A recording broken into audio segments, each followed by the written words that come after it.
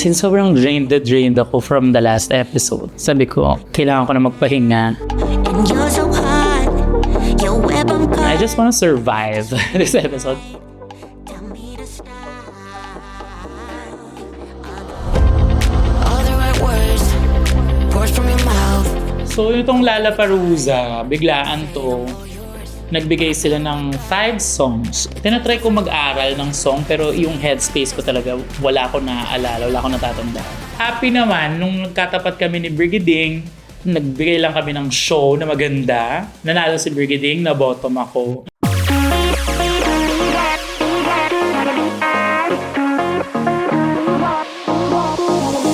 Iba din ngayon yung landscape talaga ng drag. Parang in all aspects, naging competition na. Na-weirdoan lang ako. Yung parang lumalayo na sa art of drag, feeling ko. Parang nagiging showbiz.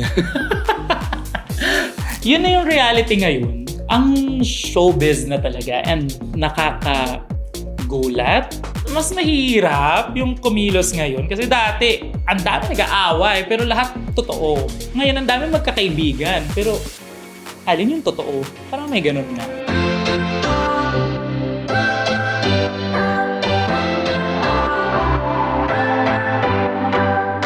Wala naman kaming pinagkaiba ng friendship ni Precious at ni Brigading simula nung una. Kami pa rin talaga yung pinaka-close and sila yung talagang number 1 supporter ko and sila din, ako din yung supporter nila from afar. Hindi ako showing nga ng love kahit kanino naman. Sila pa rin talaga ang aking ride or die. Alam nila na love ko sila at kapag kailangan nila ako, andun ako. I'm giving this balut to my sister Venus Deluxe. We remained friends talaga ng bongga. As in, magkakaibigan kami. Kami din yung, parang greatest challenge, inspiration with each other. Kuwari kapag ginagawa ko na to, gagawin na din nila to. Kapag ginagawa na nila yan, gagawin ko na din yan. Kapag hindi ka sumabay, may iwan ka. Parang feeling ko, yun yung common denominator naming tatlo. Yung pagiging competitive in a good way. You use that as inspiration to be better, to grow better. Yun yung nagpupush amin. Kasi diba, sabi nga nila, you are a product of the friends that you hang out with. So, I think, isang malaking factor yun kaya kami nagiging in front of the drag community dahil kaming tatlo ay nagcha-challengean sa isa't isa. Imagine mo kung tatamad-tamad mag-drag si Brigading at tatamad-tamad mag-drag si Precious. Magiging ng gantong level of drag kaya ako? Syempre hindi. I hope they know that I am inspired by the level of drag that they are providing. Just one glass in, you're already on my mind when it gets late. So feeling ko si Mama, sobrang bumabawi siya sa akin dahil sa mga panahon na lumaki ako nang wala siya. Habang nasa Saudi siya, nung mga patapos na yung years niya sa Saudi, gusto niyang bumawi sa akin kasi hindi niya ako napapasalubungan ng mga nung bata ako, ganyan. Nag-e-effort siya na mag-ukay-ukay sa Saudi para makabili ng mga dress, ng mga gowns, para ibigay sa akin, para magamit ko sa show. Hindi naman alam ni Mama yung level ng drag na na ngayon sa Pilipinas. So yung mga dress na nabibili niya, magaganda, pero hindi siya for my drag.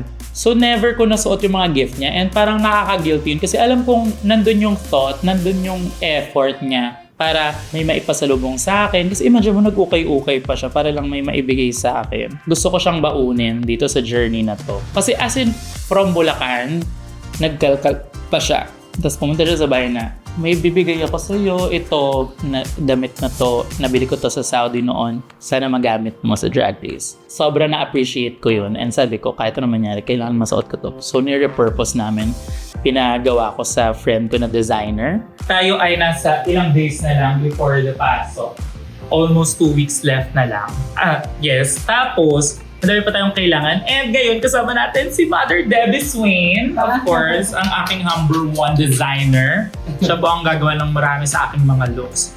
And I just realized, habang nagkakalkal, nung nabalitaan ng mama ko na magkakaroon ng Drag Race, napapasok ako ulit sa Drag Race, nagkalkal siya ng mga naitabi niyang gowns from Saudi pa. So siguro may ilang taon na to, baka may 7 taon na itong gown ito na nakatabi ng tagal niya nang gusto ibigay sa akin. Tapos ngayon niya binigay. And gusto ko siyang magamit sa Drag Race. Kaya ipaparepair natin siya. Tingnan natin kung anong gagawin ng amazing hands ni Debbie Swain para maging pasabog tong look na. Pasabog naman yung utak natin. Kasi ito doon natin dumadalagin natin ng sausage feather, ng mga bato-bato. As in, pagandahin natin to kasi special siya. Basta magamit yung damit na yun into a performance outfit. And nagawa naman namin na paganda, na naging social, and madaming nagkagusto sa damit na yun. And I'm so happy. Kahit nag-lip sync ako, kahit hindi ko alam yung lyrics, kahit gulong-gulo yung utak ko, I'm so happy dahil I know na my mama is with me.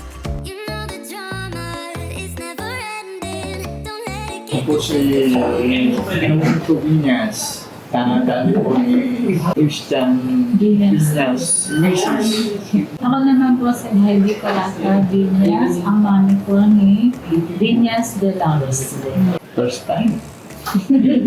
Ang hirap pala ng hindi artista, pinipilit kang mga artista. Supermodel ng aking parents. Saya ng panibagong adventure, panibagong karanasan. Ako ganun din po, maraming salamat sa buong team at pinagtyagaan kami kahit take 4 years na ako. Buong pamilya po kami, proud po kami sa mga ganap niya, kahit saan po siya magpunta, kilala na siya. Mrs. Christian, saan naman makarating, laging tatanda ko sa huwag kang ganun. Always humble. Ay, always huwag kalimutan yung mga naging kasama mo. Sana mo mahal ka. We are proud of you, Vinyas Deluxe, Christian Vinyas. We love you. Kahit saan ka makarating. Still, we are Filipino. We raise the flag Philippines. At we are proud of you. Bago sila mag-retire, kahit wala pang Drag Race, lagi akong nagpa-project na dapat may outing kami. Kahit ano pa lang to, mga 21 years old pa lang ako ganyan. Nagpa-plan ako ng mga outing para mabuo kami, magka-bonding kami. So pagka-graduate ko, nag-ipon ako ng bonggang-bongga. Normal na drag queen pala ako. Nag-ipon ako, nadala ko yung buong family ko sa Cebu. Yung mga ganyan na ako yung nagbayad lahat ng mga hotel, ng mga tours, ng mga ganyan. Pero mga piso fare pa lang noon kasi yun pala yung afford ko. Pero talagang tina-timing ko talaga. And ako lang naman yung naging explorer sa amin eh. Parang hindi sila nakakapunta sa mga white side. Never sila nakapag-Boracay, Baguio, yung mga ganyan. So I want them to experience the things that I am experiencing because I'm a drag queen. One time, dinala ko sila sa Baguio. Tapos, doon ko na-realize, yung Airbnb na nakuha ko is loft. So, ang ganda niya. Happy sila. Pero pagod na pagod sila umakyat sa hagdan. Tapos, Baguio is puro lakad. Puro ganyan. Tapos, doon ko na-realize na, oh my God, matanda na pala sila. And hindi ko napansin na senior na pala sila and sumasakit na yung mga tuhod nila and parang naging moment yun ng realization sa akin na parang kung ngayong Baguio is medyo nahihirapan na sila, ano pa yung mga bagay na gusto ko ma-experience with them. So parang mas lalo kong sinisipagan ngayon para makamake ng more memories with my family and makapag-hang out with them kasi yun yung mga bagay na hindi namin nagawa nung bata ako and kaya ako sinisipagan para one of these days para makita ko naman na hindi lang sila nagtrabaho para mapag-graduate kami pero ngayon para ma-enjoy din nila yung life nila bilang they're already seniors. I've been feeling lost. I've been feeling empty. Mga misis, kakatapos na aming photo shoot, of course, done by the amazing Raver. Actually, di siya photo. Anong tawag doon?